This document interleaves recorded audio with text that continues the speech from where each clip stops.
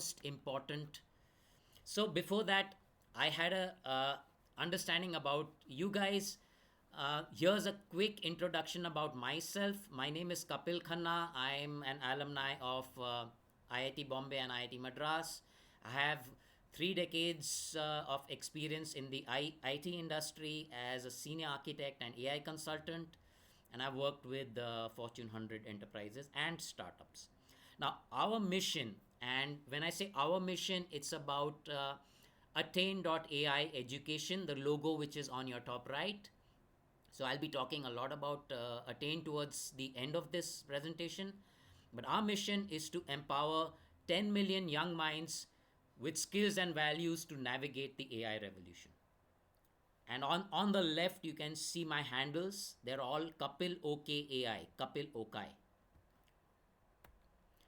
Now let's jump into what I believe after my experience in the AI landscape for more than 5 years now is the AI tool or AI chatbot called Perplexity, which is my go-to AI search engine, and that's where I believe we should spend most of our time understanding this. Let's start with what is now Perplexity is about the accuracy of information, which is so critical when you are conducting any kind of research activity. So the first question that comes to mind, and I believe you must be also thinking about this, is why not chat gpt? Why are we talking about Perplexity and not chat gpt right in the beginning? So here's it. Let's dive into it straight, and let me answer that question for you. So I'm on the Perplexity interface right now, uh, and I'm going to do a quick. It's a chatbot like interface, very similar to Chat GPT. I'll tell you what the difference is. In fact, I will let Perplexity tell us what is the difference between the two. So I'm going to ask Perplexity a question that uh, differentiate between or compare Perplexity versus ChatGPT for conducting academic research.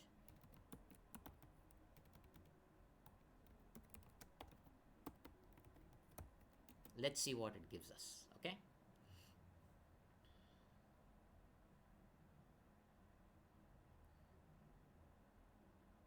And I can ask it also. I don't want to read so much. Okay. So I'm going to ask it, can you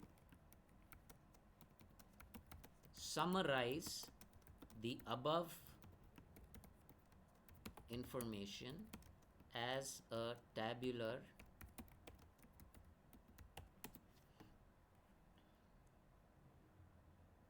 This is what we want to look at. Why are we even considering Perplexity AI before ChatGPT for the purpose of academic research? Now look at this. Is it visible to you clearly? This table, right? Just uh, type Y in your chat box and I will know.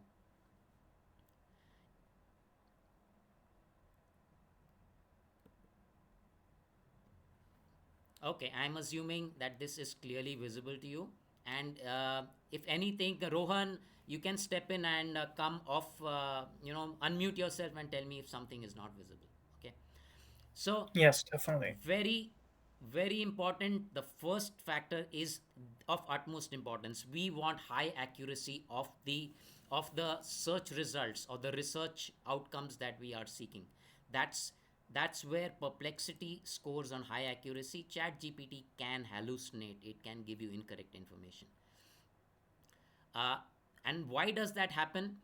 That happens because Perplexity is like a Google search and the Chat GPT combined together.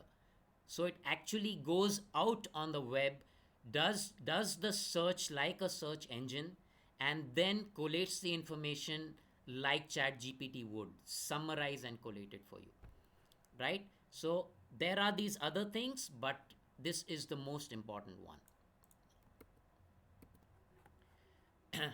How does it work?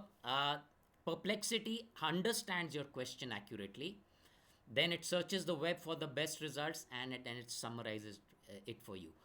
Chat GPT does not go out and do the search step on the web, although the latest version of Chat GPT has now started doing that. But Perplexity is still the go to AI search engine. Now, also remember that Perplexity is not a good choice for doing creative tasks. So anything that requires high brain power, creative activity, Chat GPT and Gemini are better at doing this. Keep that in mind, because we'll come back to this later.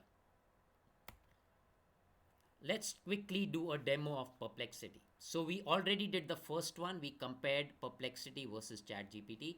Now we'll jump into some practical use cases. Uh, okay, and that's where I'm headed now. Okay, so I'm gonna go into. Maybe I should just tell you a little bit about the interface of Perplexity. So Perplexity allows you to. It's very simple. You can start a new thread, and you can and ask anything in the new thread. Very good feature that it has, it allows you to change the focus. And look at this. The By focus you mean that where is it going to perform the search? Is it going to search across the entire internet? Is it going to do an academic search, which is searching for published academic papers? It can do math search. It can do something which is more inclined towards writing. It can look only for videos, and it can look only for social, which is something like what is on Reddit, where people are sharing live information about any product or yeah. So this focus is a very important feature. We will use that as we proceed. Attach allows you to attach PDFs and documents, and search over and do ask questions around that. I'll come to Pro later. Pro is a paid feature, but I'll come to that. I'm going to now take you through some examples that are have already been built, but this is where the interesting stuff happens. Here's an example where I've done uh, this is a search for, or this is doing research for intermittent fasting. How would you do intermittent fasting for beginners? So you're interested in this topic, and you're doing some research for that. So you ask this simple question, and remember here we have used the focus of video. Because the focus was video, this means that the focus was video. It has shown up only YouTube videos. And when I click here, it shows me all the sources of the YouTube videos. And it also brings up a summary and all the references, the citations. Right now, this makes a very interesting summary which you can use. Below it allows you to further ask questions in the context of what you already asked before. You can continue the conversation. So I can ask something like, can it help with mental clarity and focus? And again, it's still video, right? And so on. You can keep asking questions. And remember, at the it also gives you recommended questions. So it provides all this to you. It provides a lot of assistance as to what further questions you may want to ask. It also has a list of images and videos that it provides by default, which are also very helpful. So I'm going to just expand these search images so that you get a picture of that as well.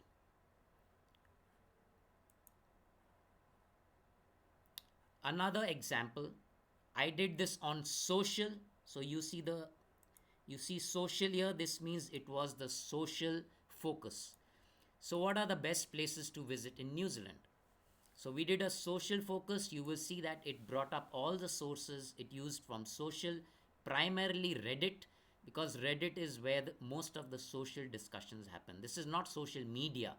This is where the social discussions and reliable discussions happen. Social media is not a reliable source of information, so Perplexity will not go and get you stuff from Facebook and LinkedIn or Instagram. It will not do that. But here's it. Here's you have this, and yes, it quite detailed. It tells you what are the best places to visit in New Zealand. It brings that up North Island, South Island, and you can see that it has quite a comprehensive answer, and then the recommendations at the bottom. Okay, back to one more demo, which is not with the video focus, just to show you how the focus can change things. This was with a web focus, so you will see that the references are all from different sources. There are YouTube videos, there are articles from different sources. Okay, so this focus was web, which means the entire internet.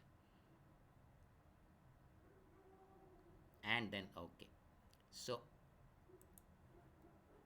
that's what I had for the basic. Let's jump into something more interesting.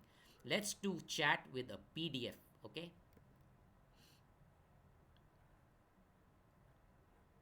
so where do we, let's do it right here in the new thread. So I'm going to attach a document that I have, webinars. Okay, I had a PDF which is about back pain,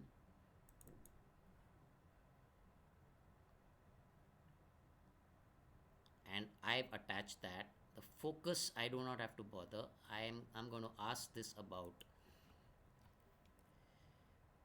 based on the attached document, what are the main causes of back pain? So it's now talking to your PDF. It's asking questions about the PDF and limited only to what the PDF is talking about. Let's open the PDF just so that we know what we are really doing here. Webinars.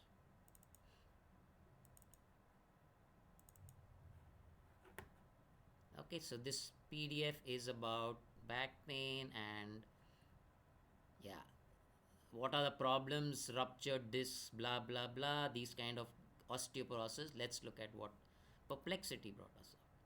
Yeah, so you can see it spoke to that PDF. It extracted information and it's given you a summary of what the PDF is, not from the internet or the web.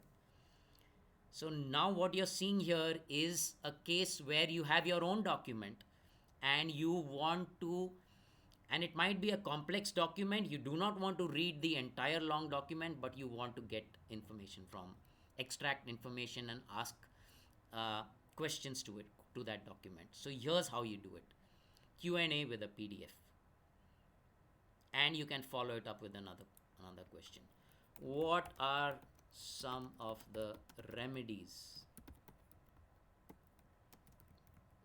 that are suggested? So here it is. It brings that out for you, right? So any kind of to and fro back Q&A with a PDF is possible. Let's go back to the next use case. Let's do some research for a blog post. Okay, go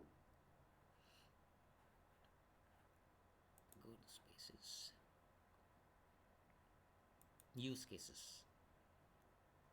I already showed you highlights of PDF, so I'm not going to go there.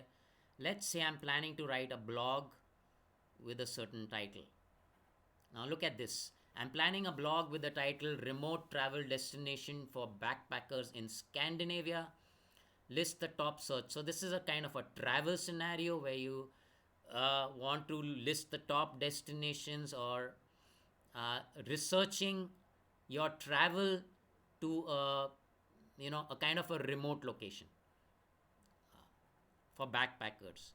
So here we've asked it to summarize the top destinations that are common and cite the sources linked. So here it's given you a summary article, its citation, the link, it's provided you in a tabular format, right? That's easy too. And then a summary in bullet points. And then it's got these suggestions. You can ask these questions further. So that's another use case, right? And let's go and look at something else.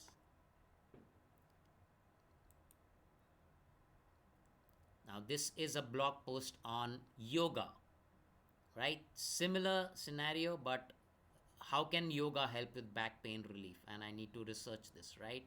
So, how do you do that? You use this uh, a very simple prompt that you are providing or query, but you're asking it to cite all the source links used, right? So it will do that for you. It does it by default. If you want it in a different tabular structure, then you need to request it as part of this, right? Just to show you that this is a web search because it's gone to different web URLs, right? Okay. And I did a similar one using social.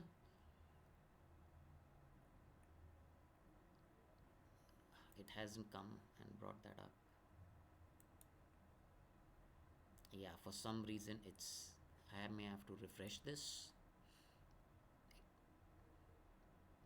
Yeah, so you can see that this is the same query with social focus.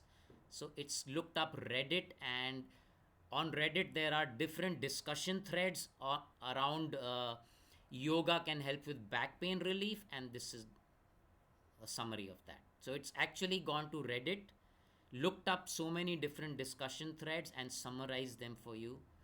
Yeah. It's given you some keywords. Since you're writing a blog, you might want some keywords so that you want it to be SEO friendly. SEO friendly means easy for Google search engine to use those keywords to search for your article. So it's you can even get that from here, these keywords. Okay, what else can we do? Let's look at academic research. Okay, so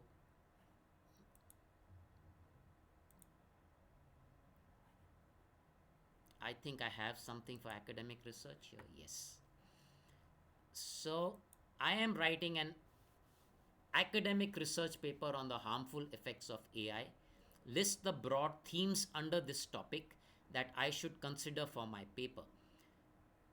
So this is a web search. This is an academic search. Do you see the academic focus over here on the top left? So the academic focus has now gone to only sources that are from academic sources only, and I'll show you that when I go to the next level. So it's brought up the broad themes on the harmful effects of AI, ethical concerns, social impact, and so on. So very interestingly, it has given you themes that you can choose within the space of harmful effects of AI. Let's go further. Let's say that what are the ethical, let's expand on this recommendation.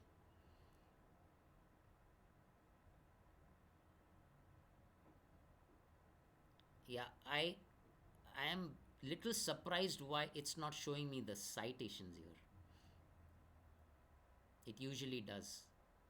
Let me I refresh. think it might not be going specific enough in order to generate a citation right now. It's looking at broad themes instead of specific comment by What a are the source. ethical current? Let's try one more because it does. When you let's try role of governments play in regulating AI ethics. So now it has the sources. Surprisingly, it has gone got just one source. No.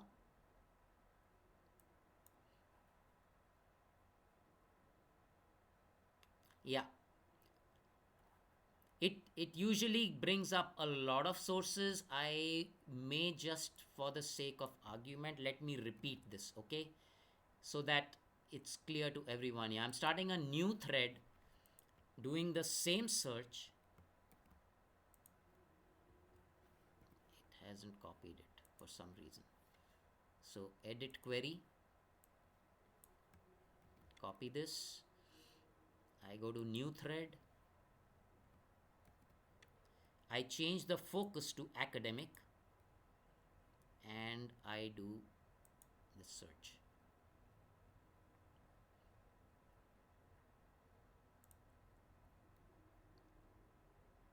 Yeah, it did not generate the citations because this was a general one. It should generate the citations when I do a finer search. Let's try that.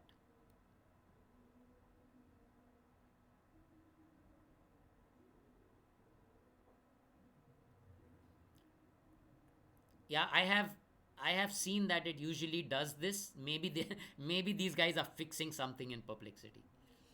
Sometimes, yeah, they are doing something at the back, and otherwise it always brings these citations. Okay, we'll try it after some time again. Okay, so I tried to show you how you can do an academic research with the academic focus. This is of prime importance for the audience that we have here today, because most of us, yeah, we are all academic researchers. We are either professors, students, right? Let's talk about the pro search now. This is very interesting. The pro search will allow you, so I have a pro search demo, and we'll actually repeat this pro search. We'll do the same search we did earlier. Now you see the sources are there here, because this was a search I had conducted earlier and it was saved. The pro search is available in a limited way for the free plan, and you can see here that you are allowed for 3 searches a day. Pro searches, the pro search is special because it does a lot of extra stuff and gives you more accurate results. Let's look at that. This is a pro search, and let me expand and show you what it did. The pro search performs 2 or 3 extra steps. So it first did searching for the guidelines on how to start intermittent fasting for beginners. So it does this search. Within this search, it uses different search terms. Look at these. So it actually did multiple searches with different search terms so that it does a very broad and gets more resources and more information, right? And after that, it looks, after getting this information, it looks for the tips and common mistakes in starting intermittent fasting.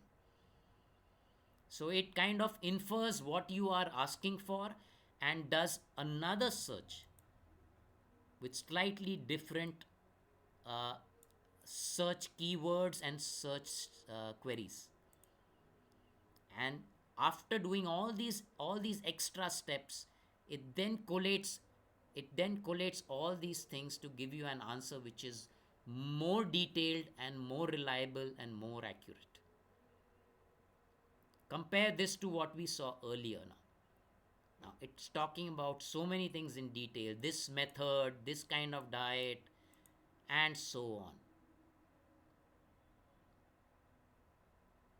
This is now something, whenever you want to do deep research, you would use the pro one. Okay, i have I have a pro version as well over here, right? And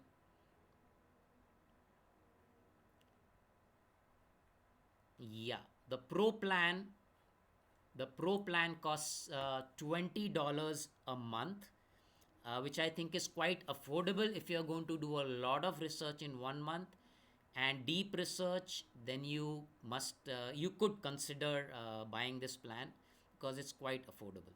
And You can do lots. It gives you a lot of capacity to do a lot of searches. Yeah, so I spoke about Pro Search, I spoke about Perplexity Pro, the Pro plan, and we spoke about all these different use cases. So enter in the chatbot. What do you think about Perplexity? Did you learn something? Did you find, since you've been using ChatGPT, can you quickly share in a few words what did you think about Perplexity in this quick demonstration that I gave you?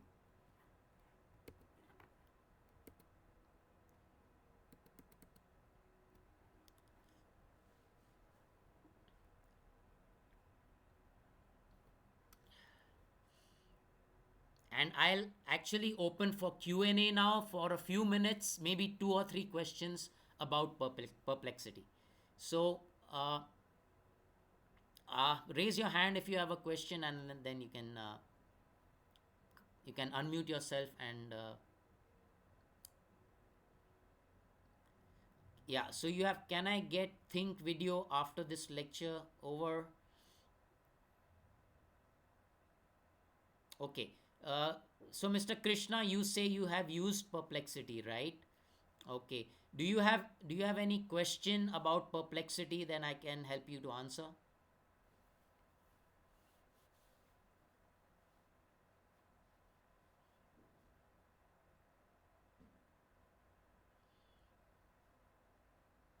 Rohit, your question is, how many PDF can we upload in the free version in one day? Okay, what I showed you, uh, let me go back and show you what you can do. When you do this and you do an attach, you can attach only one PDF. But there is an advanced feature in spaces, and I'll show you that. You create a space, and let's call it, no, let me go back to the academic research space. Now, in this space, you can upload files. Here, you can upload as many PDFs as, not as many as you want. In a free plan, you can upload up to 5. In a paid plan, I think it allows you up to 50 documents you can upload. Okay, so there is a way to do, but those are advanced features. I did not plan to cover all of those advanced features today, but yes, it is possible to talk to have a very exhaustive academic research which spans multiple documents, and a hybrid search which will be multiple documents as well as a web, that is also possible. So does that does that answer your question, Rohit?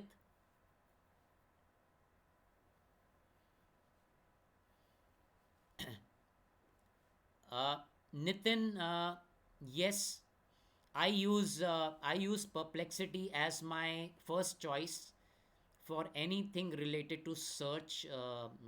I use Perplexity even before my Google search. I use Perplexity, and in some cases where it's very simple, I'll do a Google search, or if I want to do something other than a search, I would use ChatGPT for, some. If I want to write something or summarize something, I'll use ChatGPT. Okay. ChatGPT gives detailed information. Okay, I did show you a comparison between. Mr. Krishna, were you there at the start of from the start of this presentation? I would encourage you to try out. Uh, yeah, I would encourage you to try out ChatGPT. Sorry, Perplexity Pro. If you want accurate search results for deep research purposes, please try out Perplexity Pro. You can do 3 pro searches in a day free of cost.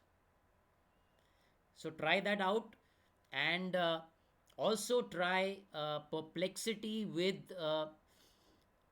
giving a more I would say giving a more accurate prompt. uh, how familiar are you with the little advanced prompting techniques?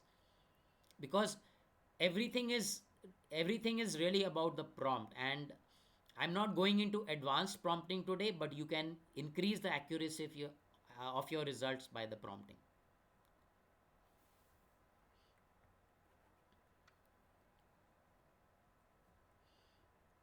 Yeah, Dipankar ji, you were asking something.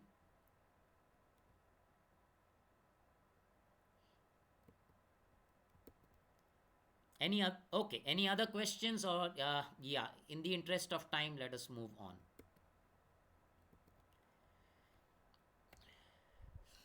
The next the next AI that we are going to talk about is about image generation. That is a very interesting area which a lot of you will definitely resonate with, because we need to generate images and art, even in research, uh, and obviously professionally in other fields as well. So we'll do give me a second. Okay, so we'll do a quick demo of Leonardo, and I will show you what it can really do for you.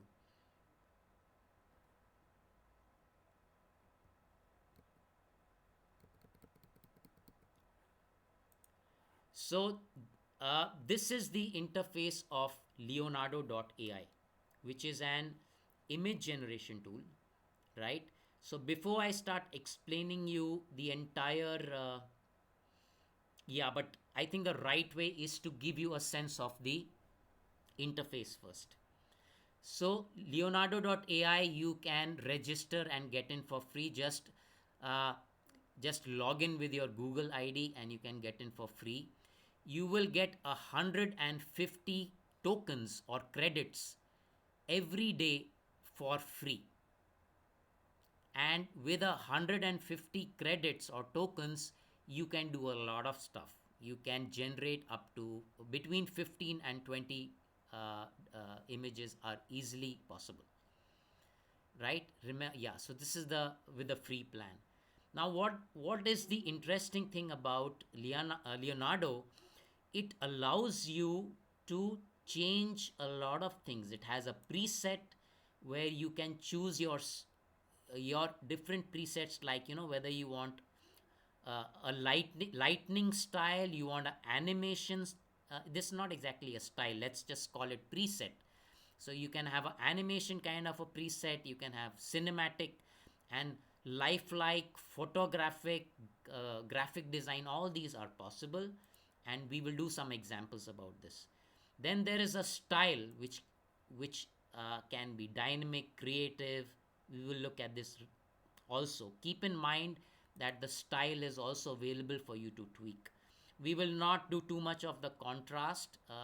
I haven't found that we need to tweak this too much unless we are going very deep. Initially, when you are trying to use the free plan, try to keep your images on the small size while you're trying out and experimenting, so that you don't use up extra credits. Small will consume less number of credits. Also, the fast generation mode will consume less credits. So when you're experimenting and learning this tool, use fast and use small. You can later increase to a better, higher quality. Now this higher quality needs the paid plan, and the paid plan comes at starting at $10 a month, right? So stick initially when you're on the free plan, stay with the fast mode and the small. Number of images you want to generate for each prompt, you can keep it as low as one or two. Four is the default. I usually keep it at four. That works well, but you can reduce it to two as well. And the advanced settings, and there are a whole lot of advanced settings. We won't go very deep into it, but keep in mind that you can change a lot of things with you can change the model. So model is the AI model. You can use different Leonardo models, and I didn't really need to do it. We get a lot of good results with this model, so It's usually good enough. Now let's quickly look at some examples. What kind of a prompt can you do? Let's start with this one. Okay, so I did this and here's the result I got. Okay, New York City on a rainy day with Manhattan skyline in the background. Just a simple one line, and Leonardo Lightning Excel, and these are the four images it generated, right? And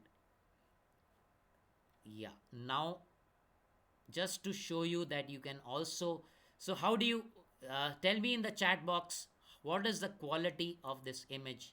How do you find it? Let's look at it in a little bigger. How do you find the quality of this image? Let's see it in the chat box. Yeah, these at, for a free and just available in fast generation without high quality, these are pretty good images. And this was the Leonardo lighting. Now I did the same thing in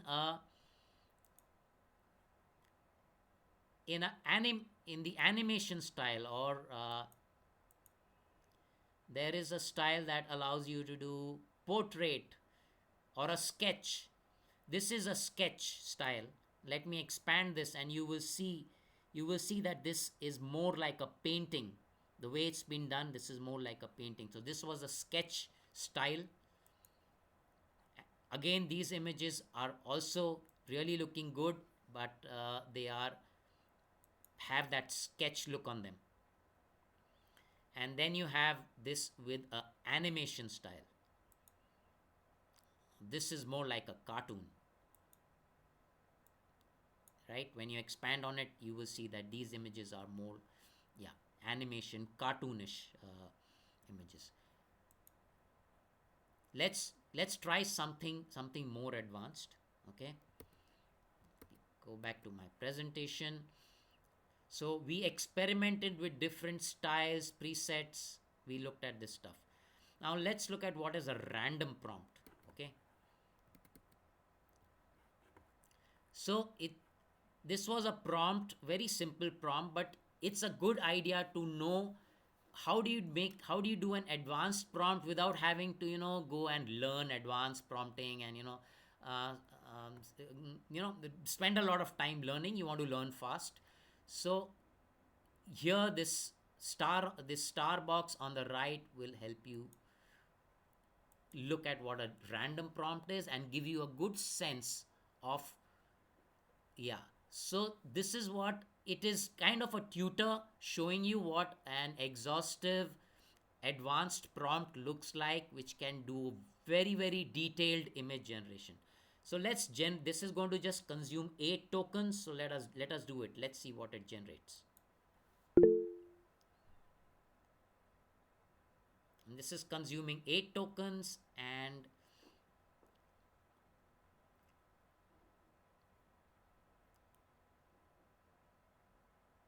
while it's doing that, let's just understand it's creating a sanitized cyberpunk world. Wow, it's it's quite a confusing and pretty advanced kind of a prompt. And it says, it gives things like the impeccable attention to detail in this scene transports viewers into a world of high-tech intrigue and digital espionage. Very advanced. I i think we will rarely use this, but it gives us a sense of what is possible. Now it's taking quite some time to do this generation. So if it takes too long, we might have to skip this. Yeah, let's look at other things and let it do it in the background. Oh, I lost my connection.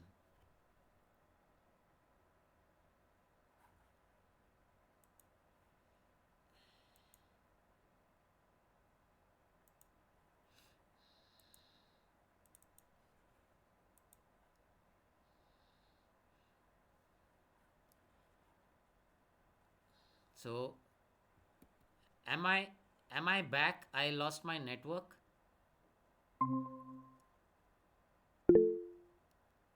I lost my network. Am I back now? You're muted. Yeah, am I back now? I lost my network. Yes, you're back now. Okay, okay. So we're going back, and yeah, so I'm going to repeat what I said. I think you must have lost what I did.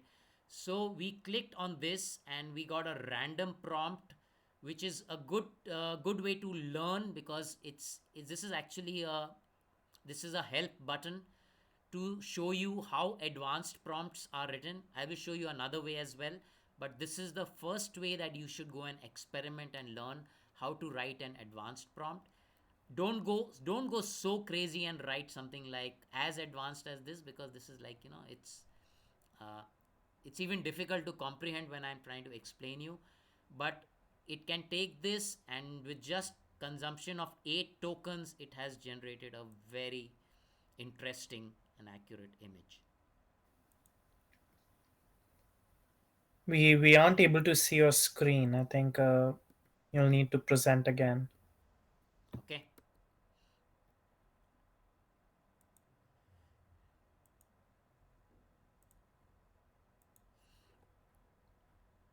Is my screen now visible to you?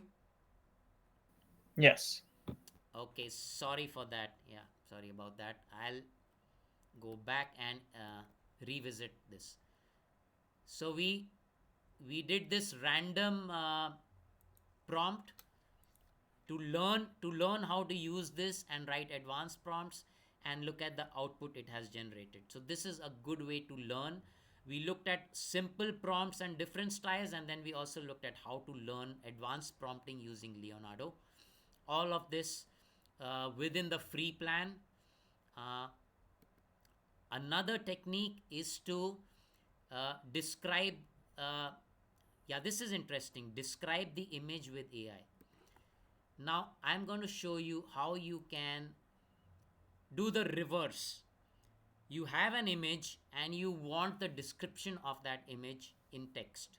This is also useful sometimes because you've got an image, and you want to use that information maybe in your research paper or in a document, but you don't want an image, you want the text version of that.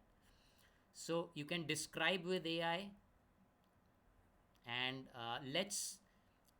I have already uploaded an image of a scene in the winter in Canada with snowfall, and let's see what it does for us here.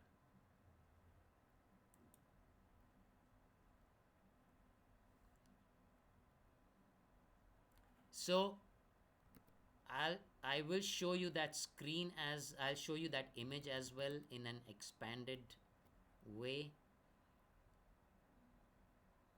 Uh,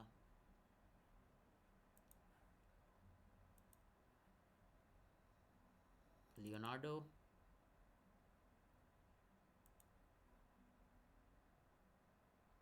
certain common.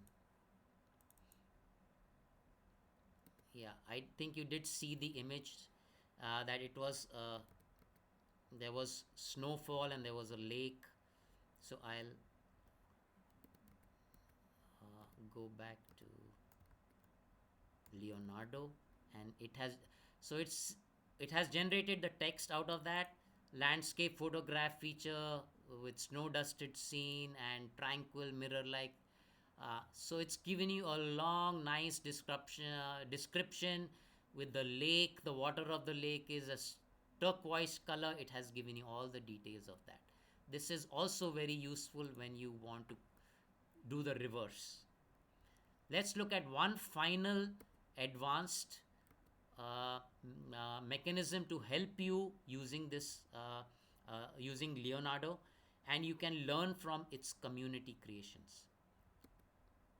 I found this very useful, and I believe you will also be able to use that. So you click on the Leonardo.ai icon, it will show you all its community images that are already there for your references created by the community, and you can filter them by animals, animation, and whatnot. So let's go to animals and see if there is something interesting we want to look at. Let's look at the eagle. Looks interesting to me. Fantastic image here. Let's expand and look at how clear it is and lifelike and very detailed. This is now you can learn from this. You can see what was the prompt like. You can look at what are the different uh, styles and the strengths and the other generation mode and all those things that were used, and this becomes a very good way to learn on the fly using the community images that are already present there, and there are so many. Yeah, the tiger wading through water, yeah, running over water, all that is, yeah. So that's about Leonardo.ai. Tell me quickly in the chat box, how did you find Leonardo.ai, and will you be able to now use it effectively to do the various different text to image and image to text activities that we just explored.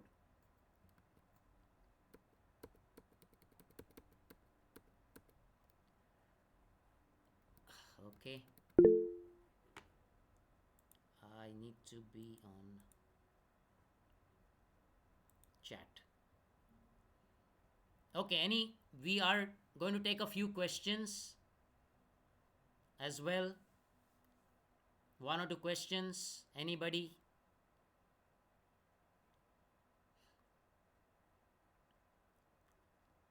Did anyone ever have a chance to work with any image generation? Do you use it in your research? Yeah. Yes. Yes, Rohan. So once you introduced Leonardo AI, it seems like there's a very relevant use case for all academics, which is you often have a lot of data you've collected which you want to present in a infographic or a graph sort of format, Mm-hmm. like any kind of statistic you want to show, maybe a correlation. If you have that data saved in a file, you might be able to save that file in Perplexity and be able to uh, get information out of that. Or you could also do the reverse, like let's say you do some research and you find a complicated image, a table or a correlation, let's say, and you're not able to understand what that correlation means. You can most likely share it to Leonardo AI and help it help help use Leonardo AI to help you understand what that table really means. So that could be a really interesting and relevant use case for academics.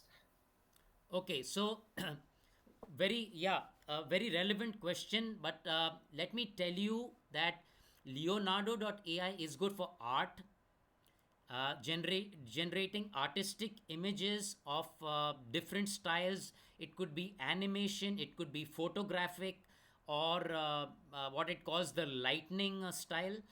It is very good at doing that kind of image generation, but it's not the best tool where you want something that is geometric in nature. I Let me go back and show you what it's not good at, so that uh, I would not want you to waste time trying things with the Leonardo, which it's not good at doing, and I will tell you how you can do that as well. But there are other tools to do it. So I'm going back to Leonardo and going back to my library.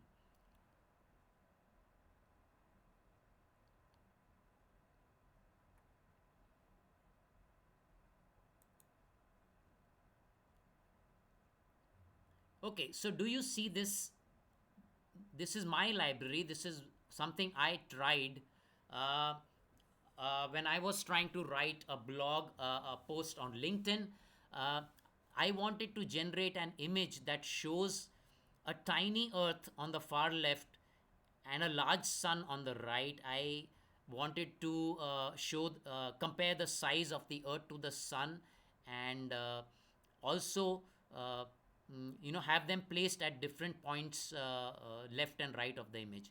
Now, Leonardo does not understand geometry. It's not good at distances, it's not good at a placement, it's not good at anything to do with trigonometry. It's generated something completely irrelevant, right? So it's good at generating art, and yeah, different forms of art, but not anything geometric or of that nature. So I tried a lot of different prompts, but it was horrible at doing that. So I'll show you how to do that. There are other tools to do it. Does that does that answer your question, Rohan?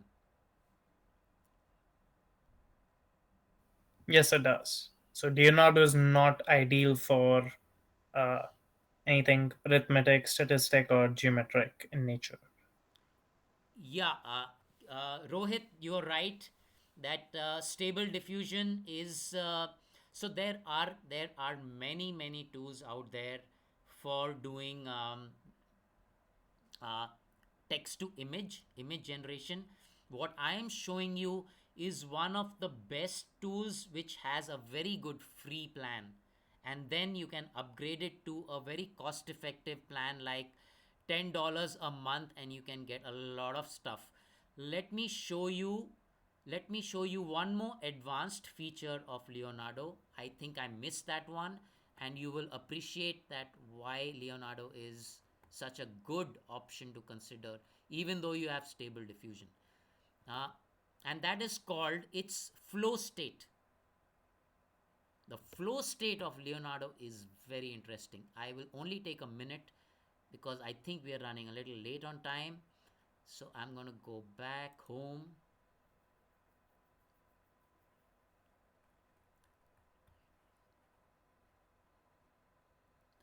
and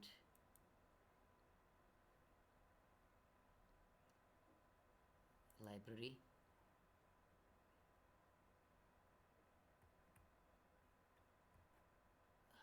Hold on. Image creation. So do you see this flow state? This is what they have just released last week. And let me show you what it can do. So you start with a prompt, and you just ask as something as simple as this. Okay, let's just dive into this one. Use this prompt, okay? An astronaut floating in space with planets and stars behind them, okay? We use this prompt, we generate something.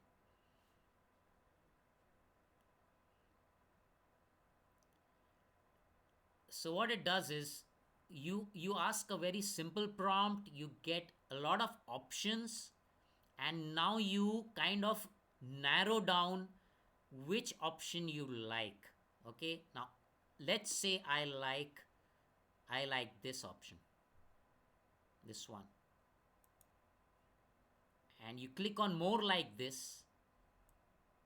You click on more like this, and it will now narrow down your image generation to the style that you are looking for, right? And now you can even go further. You can say, okay, I like this one and more like this, and so on. So the flow state allows you to do it very interactively, because image generation is not a one step. You don't just get it right the first time, you have to keep experimenting. The good thing about the flow state is that it allows you to do it interactively. You get a feel, you look at the first stage of the image, you choose what you like, and you ask it generate more of these with this style, and you can go on and on and on, and then can say, okay, finally, which one did you like? So where's the results gone?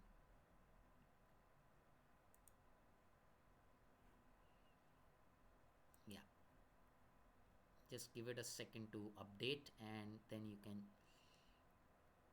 So I hope you understand what is going on here. So this is a new feature released last week. It's in beta, and you can use it free. I think I have reached my daily limit here. So uh, let's not waste any more time on this flow state, right? And Rohit, does that look like an interesting feature for you? Would you consider trying out Leonardo?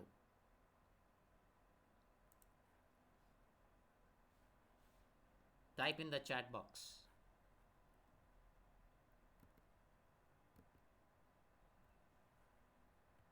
Okay, moving on. Moving on, let's talk about another very interesting tool which allows you to generate presentations from text, right?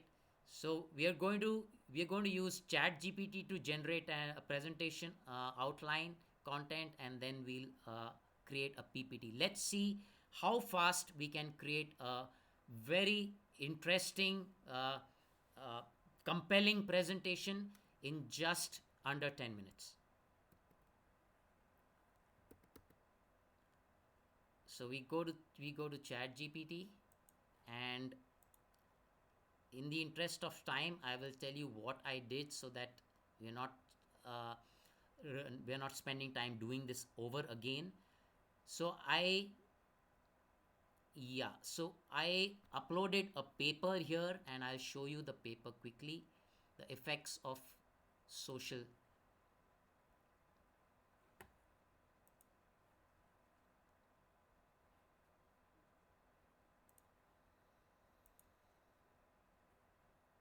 Okay, I'm going to skip this. Yeah, the effects of social media on Gen Z's mental health.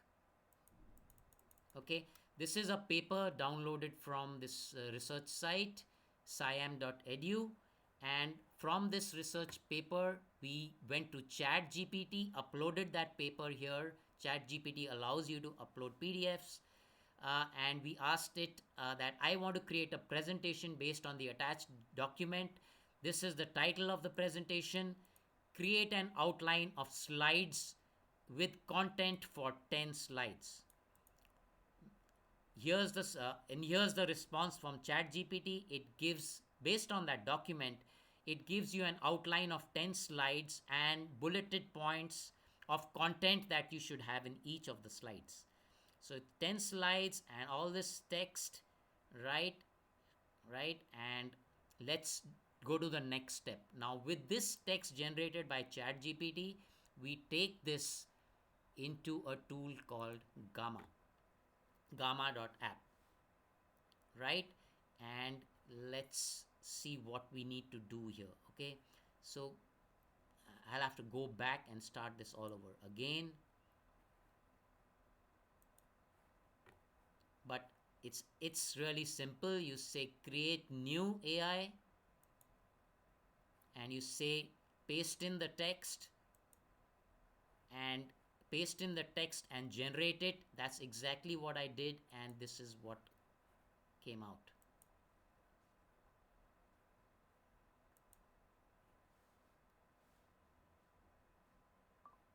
right? So you've got, and I'm going to scroll down and show you. You've got slides which have been generated in just under a minute, and 10 slides. This is what they look like. There are images as well. Not too much information on slides, because you don't want slides to have too much of text, just bullet points, and a few relevant images are really good to have. So you've got this presentation, 10 slides, and you can see it's got all these steps and stages. It's got it really interesting diagrams. COVID that's a COVID diagram for you here.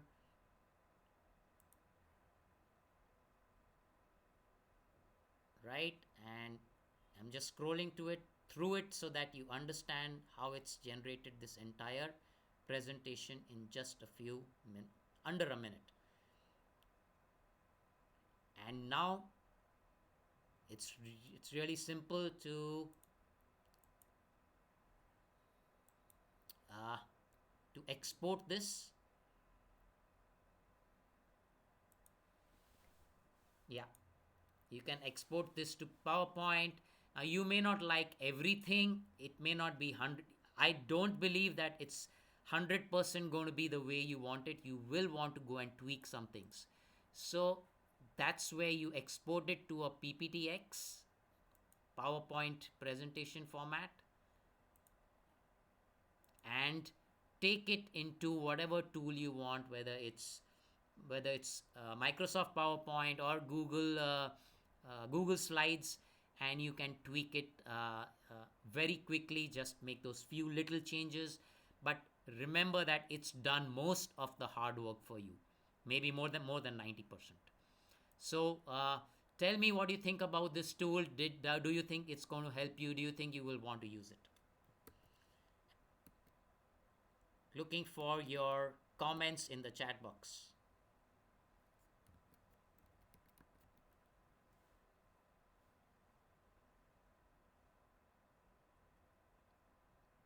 You want to do a Q&A? We can do a Q&A in another 2 minutes, or do you want to do it right now?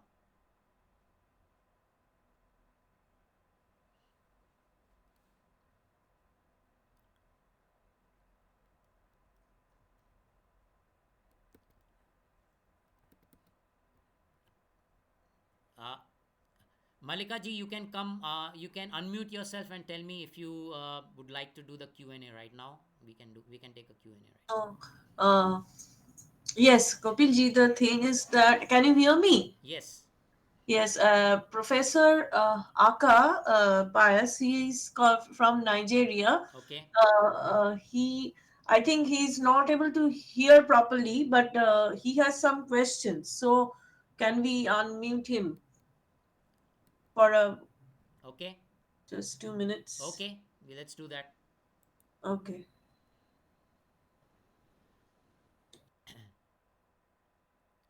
uh, uh, uh, So, Professor, can you try and unmute yourself, because I am trying to find you on my list of.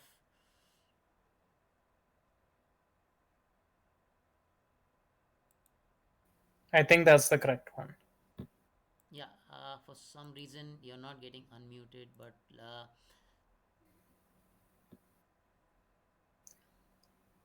You should be able to unmute yourself, Professor.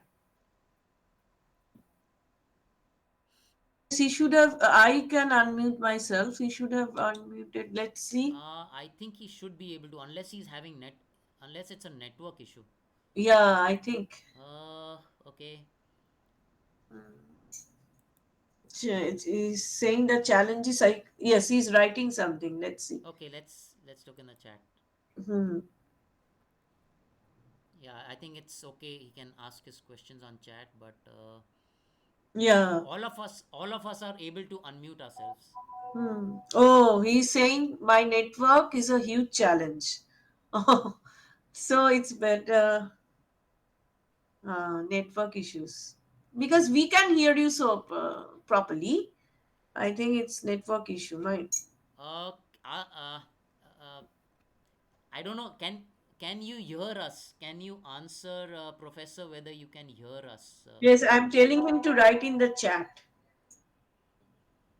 Oh, he's saying that when I am speaking, he can hear me, but not able to hear you.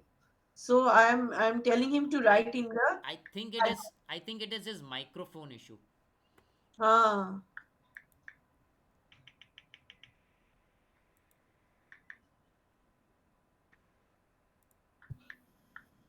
okay.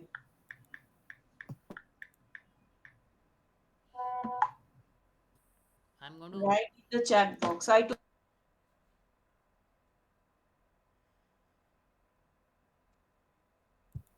I on, Kapil. think And he's writing maybe. You carry on. Okay, I'm going to Mm. carry on, and I'll come back here, and just let me know when he has his question over there. Yeah. Another very are there any other questions about uh, I showed you how to generate a presentation, 10 slide presentation, given a PDF or a research paper, and this is a scenario where you can use it for presenting, making a quick presentation on a certain research topic that you are considering or in which you are involved. Uh, the exciting part is that Research Academia's logo was also created using AI. You might not want to use that that logo, and so that becomes a case for the tweaks that you want to do at the end of all the generation. Do not try to use the AI generated stuff out of the box the way it is. Review it, tweak it a bit. It has saved you many hours of work. So spend the few extra minutes to finally polish it in your own way, and before you take it out and release it to your audience.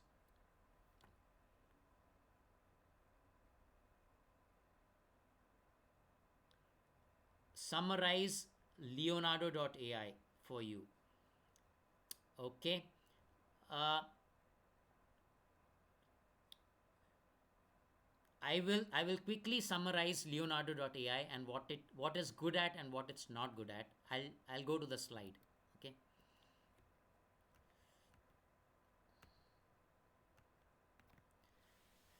So Leonardo.ai is one of the best free plans available out there for doing text to image generation given a text prompt, right?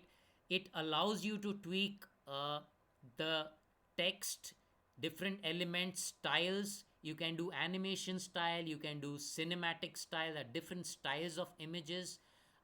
Something like a painting or art, different art forms are also possible. Uh, there are good help tools available within Leonardo.ai to help you understand how to use advanced prompts. So there's a random prompt tool which shows you examples, and you can try it out and learn on the fly. It's like a very good help assistant. And also the community creations, there are hundreds of examples of so many wonderful images out there created by the community, available with all its settings, the prompt, its elements, its styles, everything out there for you to learn from. Use that and you will become a lot more proficient at Leonardo AI. You can also do the reverse. Instead of going from text to a image, you can provide it an image and ask for the text description of that image. That is also useful when uh, when you want to when you have image as a source and you want to quickly have the text rather than thinking it up yourself. It's in a less than a minute you can have that. The bonus feature of Leonardo is its flow state, which is very exciting. I found it the it's the right way to approach a image generation problem like this, where the tool shows you uh, it shows you quite a few samples of the image at the first level. You choose the one you really like, and then you narrow down on the same the one that you like. It generates more like that one, and you narrow down, and then you can further narrow down, and in 3 or 4 steps you should be able to arrive at the ideal image, the dream image that you're looking for. So this flow state is a very powerful feature. It's in beta and it's available free now. Please try it, and I think you will be mind blown by this feature. It was really exciting for me to try it out.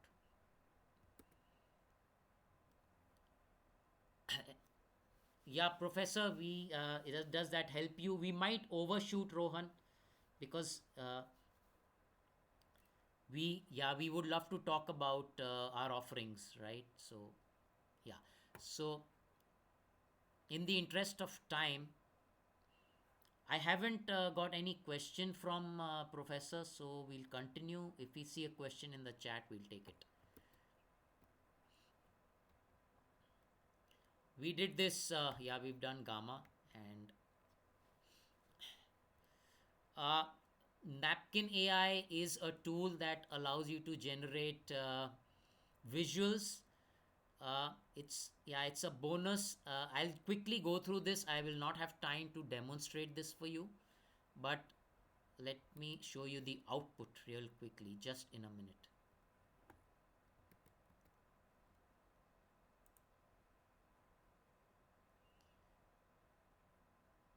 So given an abstract of a paper or a few bullet points, description or text, you can generate very interesting visuals, right? And you can go and tweak these visuals, you can change the color.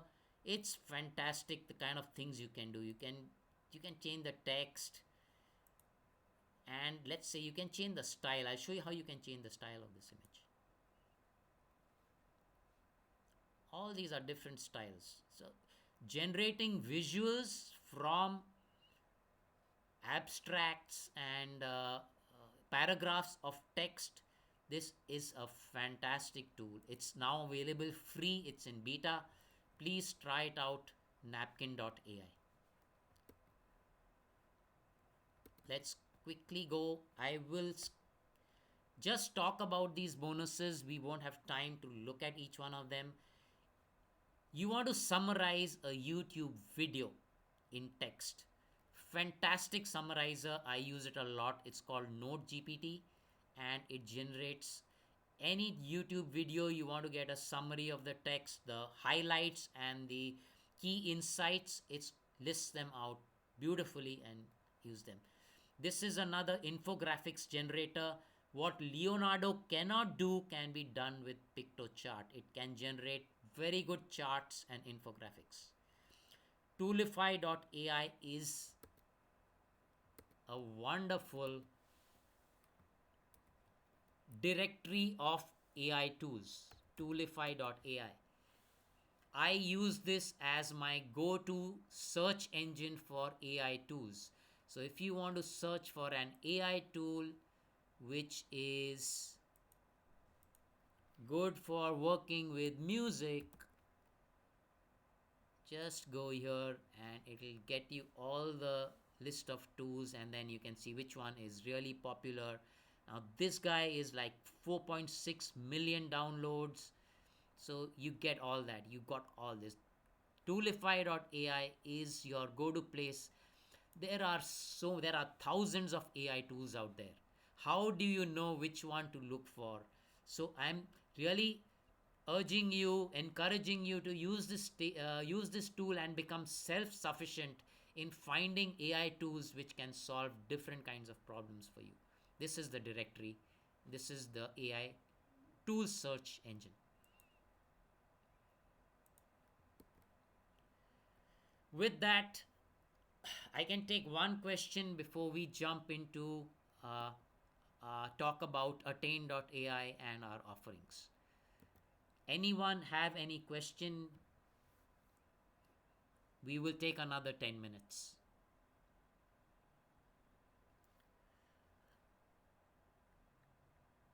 Any thoughts about the bonuses and Napkin.ai and the tools? Were You can at least let me know if that was helpful. It was something you will be able to use. Just type a Y in the chat box so that at least you're letting me know that this is being useful and is helpful to you.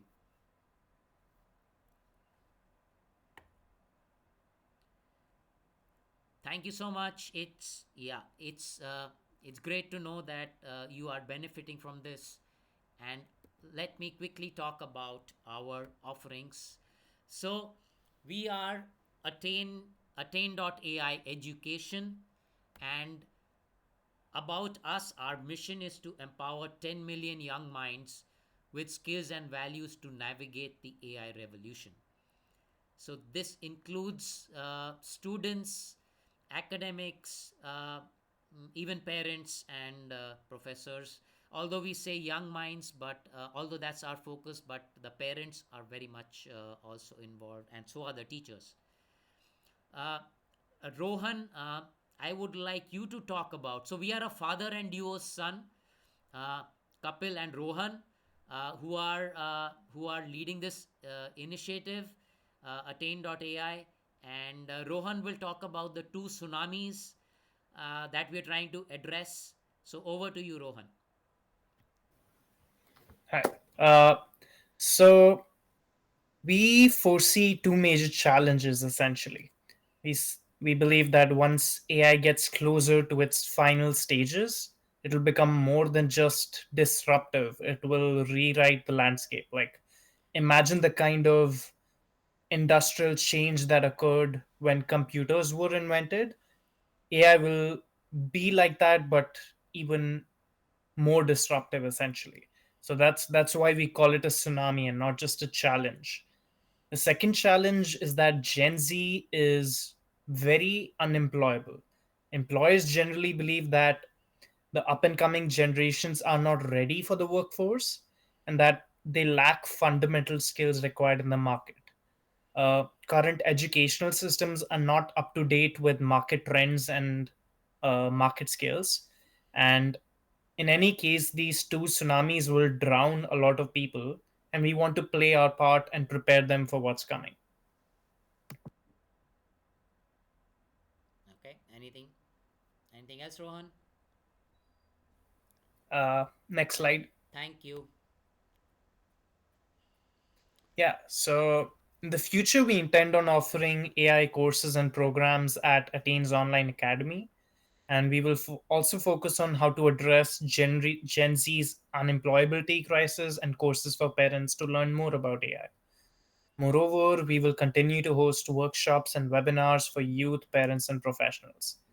We want everybody to be able to apply AI responsibly, which kind of addresses one of somebody asked us a question about, does using AI create a plagiarism problem?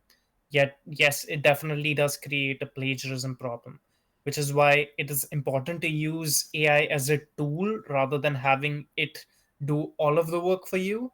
You putting in a lot of inputs in your prompt and original thought before you submit whatever final document you intend to submit. That would be very relevant to academics. But then once you learn how to use AI, you will become AI industry ready and be able to do a lot more with your time than if you didn't have AI.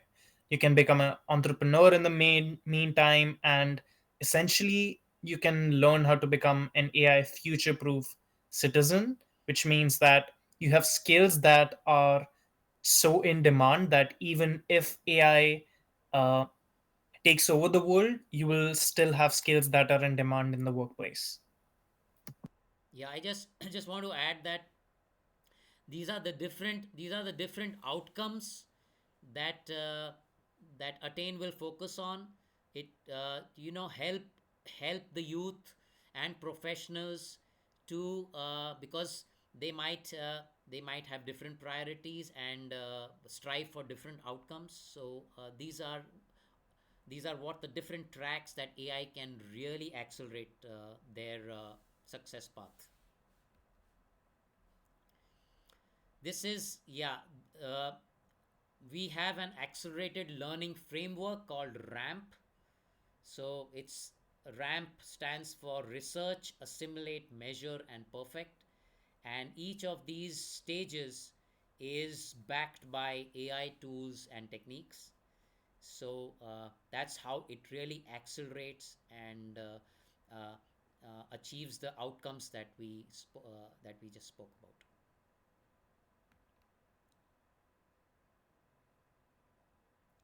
These are the offerings that we are launching early next year in January.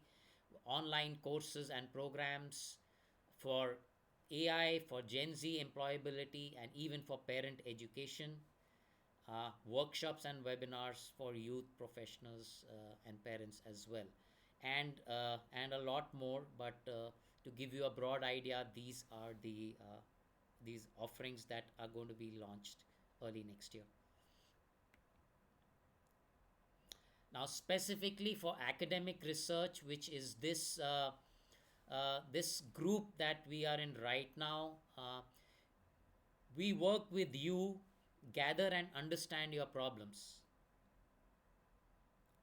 and then solve them leveraging the latest AI tools and strategies. So that's what is next up.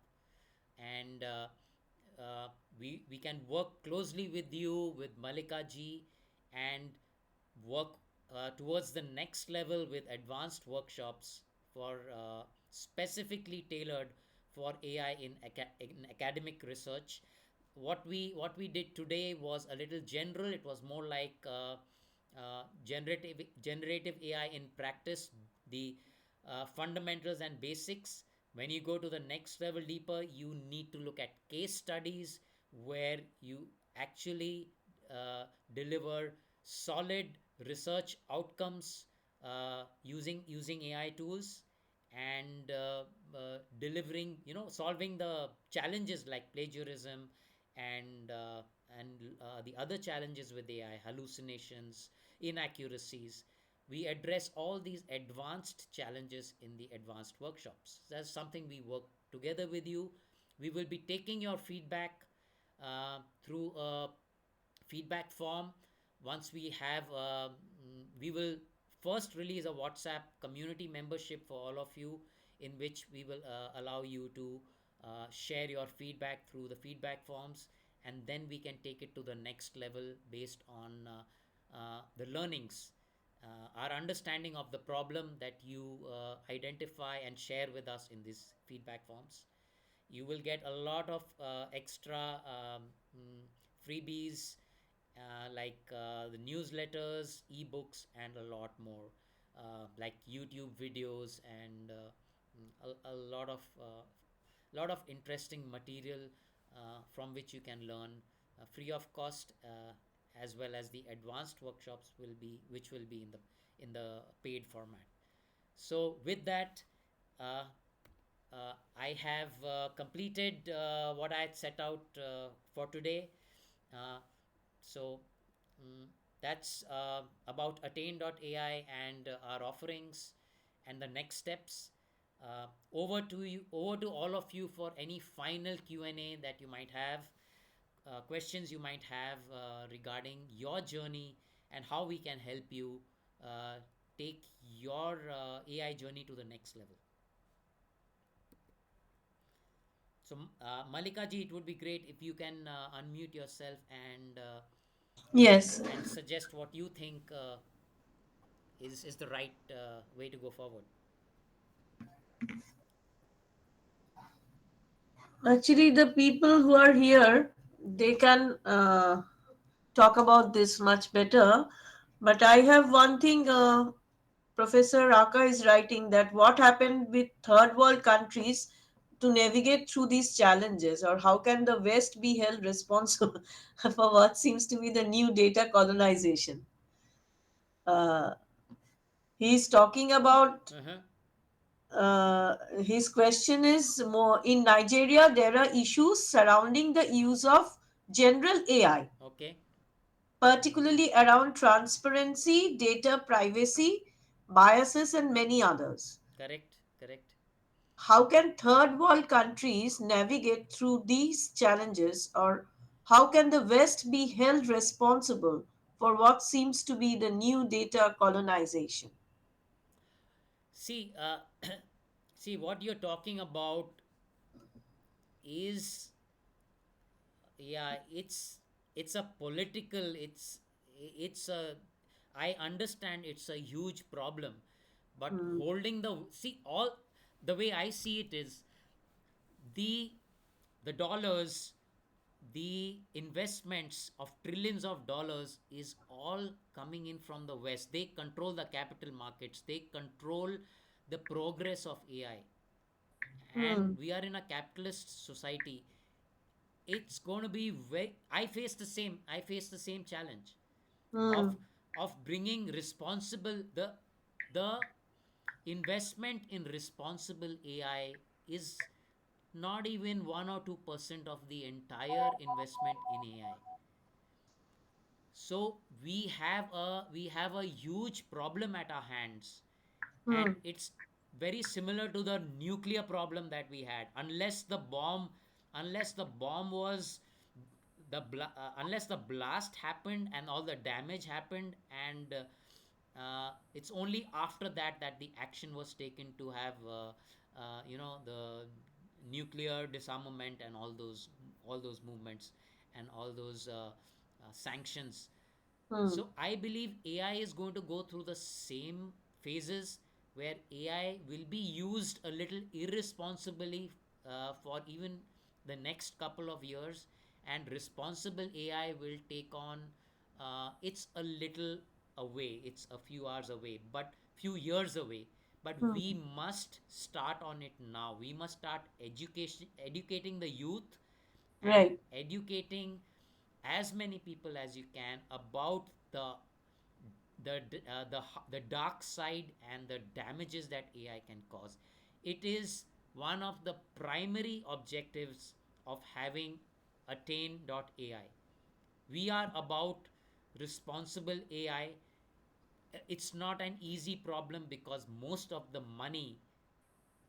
Uh, Rohan, can you talk about that example of character AI, where there was a suicide case for a teenager that was interacting with AI? So there are a lot of examples, real world scenarios of damage caused by AI, but not enough action is being taken. It is at least a few years away, maybe more. Hmm. So mm, it's not something that you and I can do anything about. It's the authorities, the big governments, that will have to take action, and they will take action only after sufficient damage has already been done. Yeah, definitely.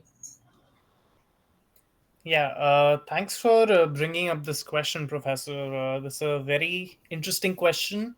I think it's somewhat out of scope for our company to answer, and Hmm. not really political in that nature. Yeah. However, we do encourage the use of Hmm. responsible AI use. Uh, Right.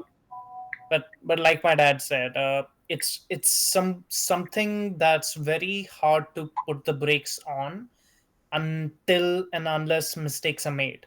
Those Right. checks and balances often occur after the technology has gotten out of hand. That's when people take notice, and people begin to push regulation.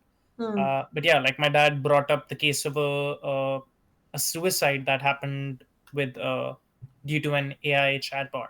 A teenager was communicating with sort of AI character that he became attached to, and then that AI character later led him to commit suicide after it recommended that uh, your life is so terrible, it might be better to end it. Hmm. That's and because the bond was so like they were so attached to each other that that person actually took the advice that it gained from an AI bot.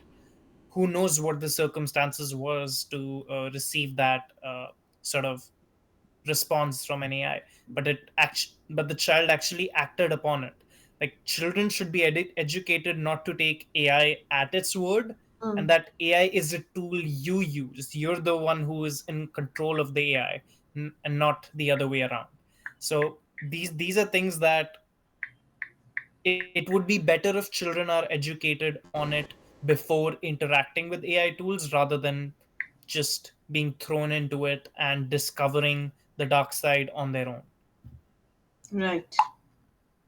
So in short, Malikaji, it is, if Yeah. I'll tell Yeah. you what is in our hands Yes. at Yes. our level, where we cannot influence governments, No. but we can take the onus of educating the youth and using the the online education mechanism and spread it across across the Yes. world at all age groups, especially the youth, because the youth is the